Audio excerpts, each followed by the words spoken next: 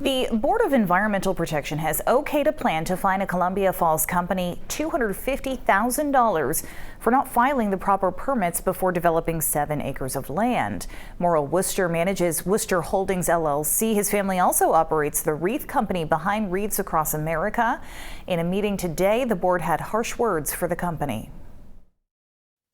This feels egregious to me in the way that the department has been ignored. And the Board of Environmental Protection, critical of how Worcester Holdings has created an entire 7-acre development without the proper permitting from the Department of Environmental Protection, a development that first came to light for the department in 2022. According to the department, the Worcester family, which is also behind a now-defunct plan to build the world's tallest flagpole and a park around it, began construction in 2019 on 20 cabins on its lot. According to the website for Flagpole View Cabins, they were built with the intention of guests viewing the progress of the future Flagpole of Freedom Park. 32 more cabins were built over the next 3 years. The cabins run from $169 a night to $229. They also include access to a takeout restaurant on site. On July 13, 2022, DEP staff went to the land in Columbia Falls to conduct an inspection based on a complaint about an unpermitted development. July 15th, the department issued a notice of violation to Worcester Holdings. That's the first time the Worcesters were told to apply for an after-the-fact permit. 2 months later, the firm representing Worcester Holdings discussed permitting requirements with the DEP, yet the company still failed to submit a permit application.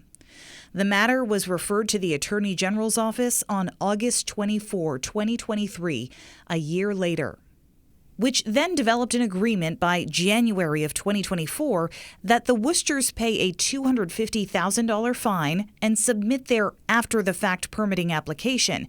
Their deadline, March 1st. While the Worcesters agreed to it, they still had not submitted that application just days before the deadline.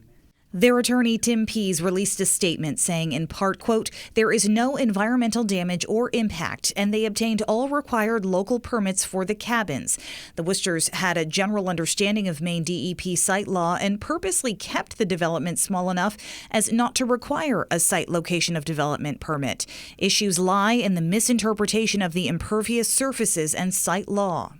The cabins remain in use." If they violate that, then bad things happen. I'm looking at $250,000 and thinking, boy, that's a high price, but that's chicken feed compared to what they're going to have to do if they can't meet the terms of what they've agreed to. Which, according to the agreement the Worcesters signed and the board accepted, could include removing any or all of the cabins that remain unapproved. We'll be keeping an eye on that.